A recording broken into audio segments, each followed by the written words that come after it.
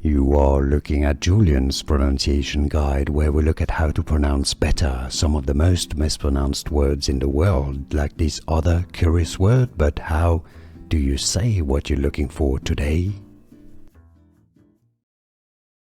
Let's learn how to pronounce this name, originally from Czechoslovakia. For more names pronunciations, make sure to stay tuned. So it's pronounced both in Czech or Slovak languages.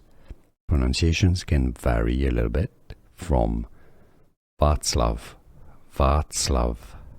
so you could spell it TZ rather than CL, Václav, or Václav, or Václav. Here are more videos on how to pronounce more confusing words and names too many mispronounced. Like this video if you found it useful. I appreciate your support. I'll see you soon and thanks for watching.